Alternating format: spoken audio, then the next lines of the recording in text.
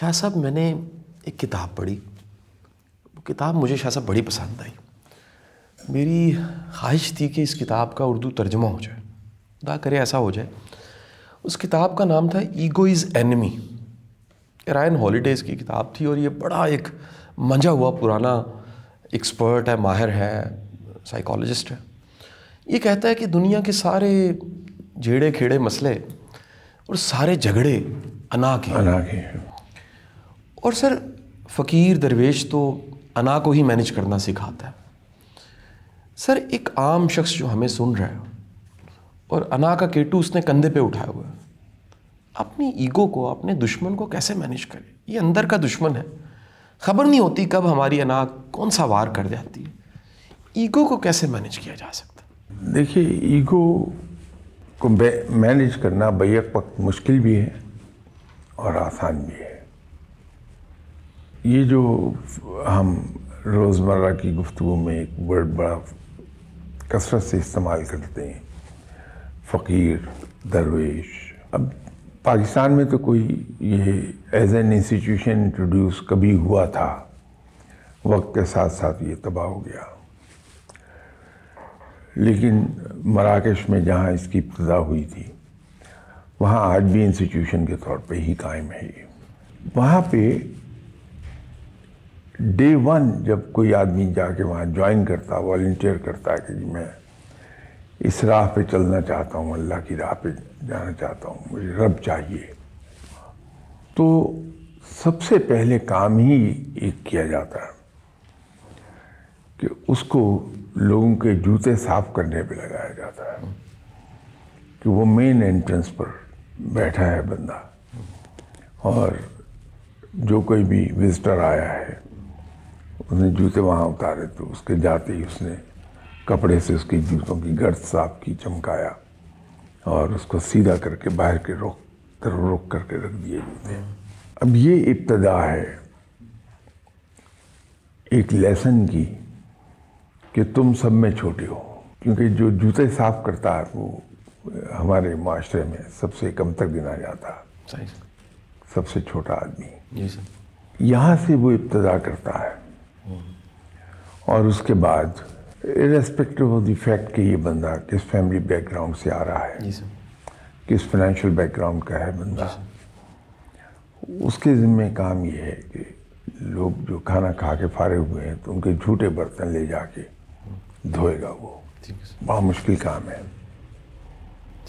خاص طور پہ جب آپ بہت پڑھے لکھے ہیں، آپ اچھی فیملی بیک گراؤنڈ سے ہے تعلق، فائنینشیل بیک گراؤنڈ بڑی اسٹرانگ ہے آپ کی، تو آپ لوگوں کے جھوٹے برتن دھوتے ہیں.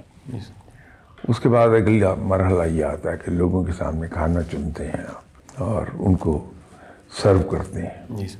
اب یہاں تک پہنچتے پہنچتے ایک تو وقت کافی لگ گیا ہوتا، 5-6 سال گزر جاتے ہیں اس سٹیج تک آتے ہوئے، اور اس دوران عبادات کا سلسلہ بھی چل رہا ہوتا ہے. تو انسان کے دماغ میں جو بھرا ہوا ہوتا ہے ایک مواد کے میں بہت بڑا، وہ نکل گیا ہوتا ہے. تو عام زندگی میں تو یہ ممکن نہیں ہے کہ میں نے آپ کو کہانی بتائی ہے. تو عام زندگی میں اگر ہم یہ فیصلہ کر لیں کہ میں نے اپنی ایگو ختم کرنی ہے، ہر وہ آدمی جو ہماری بات کی مخالفت کرتا ہے، ہم ایک کانشیس ایفرٹ کریں اور اس آدمی کا شکریہ بھی ادا کریں اور اس کی خدمت بھی کریں، اس کا بے انداز احترام بھی کریں. تو رفتہ رفتہ انسان کی ایگو ختم ہونے لگتی ہے.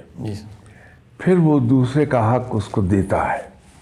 اب دوسرے کا حق جو ہے وہ یہ ہے کہ وہ اس کو آزادی ہے کہ آپ کے بارے میں وہ کوئی بھی رائے قائم کرے. جب اس کو یہ حق ہے کہ میرے بارے میں وہ کوئی بھی رائے قائم کر سکتا ہے، تو یہ بھی اس کا حق ہے کہ وہ اس رائے کا اظہار کرے. تو میں برا نہ مناؤں، میں دوسرے کو حق دینے کا عادی ہو جاؤں گا کہ وہ مجھ سے اختلاف کرے، چاہے غلط طور پہ. لیکن میری بات سے اختلاف کرنا اس کا حق ہے. تو اس کے اختلاف کی وجہ سے میرے دل میں اس کے خلاف کوئی بات نہ آئے. میرے تعلقات ویسے کے ویسے ہی رہے ہیں. تو جب میں اس مقام پہ آ جاؤں کہ جو آدمی میری بات کو بھلے غلط طور پہ ہی نیگیٹ کر رہا ہے, جی سر, میرے دل میں اس آدمی کے بارے میں کوئی نیگیٹو جذبہ نہیں پیدا ہوتا, ٹھیک ہے سر, تو سمجھ لیجئے کہ میری ایگو ٹھکانے لگ رہی ہے آہستہ آہستہ. ایک عجیب واقعہ پیش آیا, وہ آج تک میں سوچ رہا ہوں کہ یہ ہوا کیا تھا. میں ایک چوراہے پر تھا, تو جدھر سے میں سڑک سے آ رہا تھا اس سائڈ کا ٹریفک سگنل آف تھا. تو میں یہ سمجھا کہ بجلی گئی ہوئی ہے اور یہ سگنل کام نہیں کر رہا. اچھا. تو کوئی کنسٹیبل چونکہ ارینج نہیں کر رہا تھا, کھڑا ہوا ٹریفک کو مینیج نہیں کر رہا تھا, تو میں آرام سے کنٹینیو کر گیا. تو جب میں سڑک چوراہے کی دوسری طرف پہنچا تو ایک سارجنٹ صاحب نے روک لیا مجھے اور کہنے لگے کہ آپ نے سگنل کی خلاف ورزی کی ہے. تو میں نے کہا کہ وہ کام نہیں کر رہا تھا. تو میں یہ سمجھا کہ سگنل آف ہے. کہنے لگے نہیں, باقی تو کام کر رہے ہیں, تو آپ جدھر سے آ رہے ہیں وہی کام نہیں کرتا تھا. تو میں نے ان سے کہا کہ دیکھیے آپ یونیفارم میں ہیں تو میں اس کا احترام کرتا ہوں, تو آپ کی بات کو میں غلط نہیں کہہ سکتا کیونکہ آپ یونیفارم میں ہیں, ٹھیک, لیکن آپ اسے ویریفائی کر لیجئے گا کہ چالان تو کرائیے. اچھا. تو میں نے کہا جی ضرور کر لیجئے چالان آپ. اب اس نے کاپی پینسل نکال کے نام پوچھا, تو میں نے نام بتایا. تو مجھے کہنے لگا کہ میں ایک سوال کروں آپ سے. میں نے کہا جی کہیے. کہ آپ نے اپنے روکے جانے پر مجھے یہ نہیں کہا کہ تمن جاندہ نہیں میں کون ہے. ٹھیک سر. تو میں نے کہا جی کیا مطلب. اچھا. کہنے لگے جی ہم یہاں روکتے ہیں, کسی سواری پہ بھی بندہ بیٹھا ہو اس کا پہلا جملہ یہ ہوتا ہے کہ تمہیں جاندہ نہیں میں کون ہے. تو آپ نے نہیں کہا. تو میں نے کہا بھائی اصل میں شرمندگی ہو رہی ہے مجھے کہتے ہوئے کہ میری کوئی حیثیت ہی نہیں ہے, تو میں کیا کہوں گا آپ سے. اور اس کے بعد جو کچھ ہوا چھوڑ دیجئے اس کو. لیکن میں اس پولیس آفیسر کی بات کو سن کے یہ سوچ رہا تھا کہ یہ ہماری انا کتنی اسٹرانگ ہے. ایسے کہ اگر ایک پولیس آفیسر ہمیں روک لے تو بجائے اس کے کہ ہم اس سے خندہ پیشانی سے اس کے احترام کے ساتھ اس کو اصل بات بتانے کی کوشش کریں, تو ہم پہلا جملہ کہتے ہیں اور یہ بندہ کتنا تنگ آیا ہوا ہے کہ اس کو اس پہ حیرت ہوئی ہے کہ میں نے کہا نہیں کہ تمہیں جانتا نہیں میں کون ہے. یہ جو ٹریپ ہے انا کا ہمارا, جی سر,